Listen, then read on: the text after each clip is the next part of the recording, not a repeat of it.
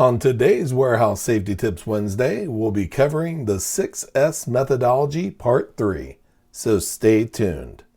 Welcome to Warehouse Safety Tips. You can find the show notes to each episode, links to information mentioned on the podcast, the social media platforms we're on, and anything else related to the podcast at warehousesafetytips.com.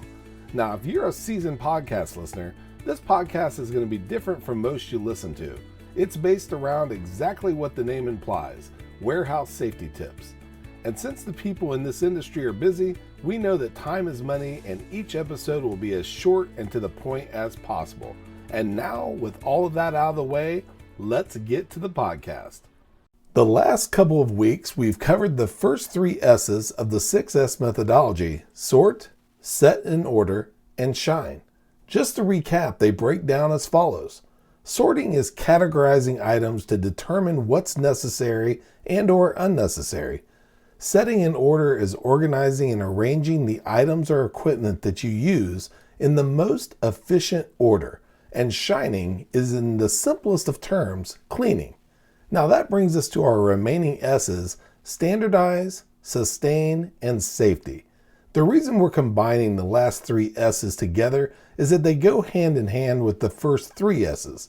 Cases in point. Standardizing involves fine-tuning the first 3 S's into a routine. Sustaining is taking that standardized routine and making it second nature among staff. And lastly, safety, which upgraded the 5S methodology into the 6S methodology, involves identifying hazards and implementing preventative steps to assure that the previous S's are all being completed within a safe environment.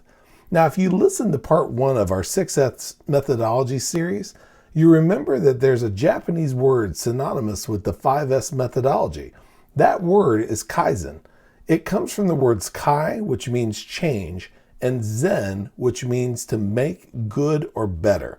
Put them together and you have the principle of constant improvement and or change for the better. So does that mean that once you find a routine that's good, you keep doing it forever? Of course not.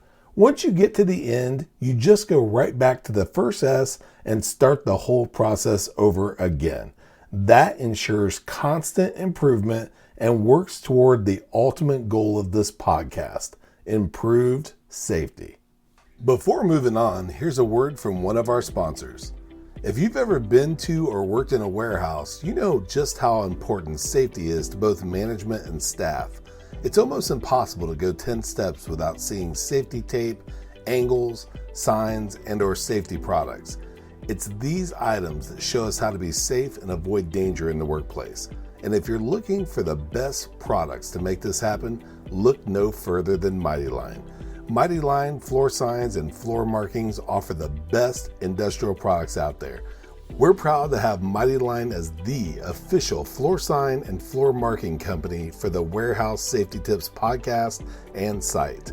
Go to mightylinetape.com/safety tips to request a sample pack of their incredible safety signs and floor markings.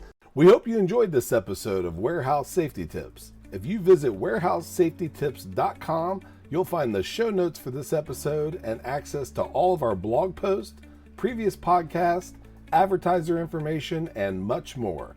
Thank you for listening to Warehouse Safety Tips and have a safe day.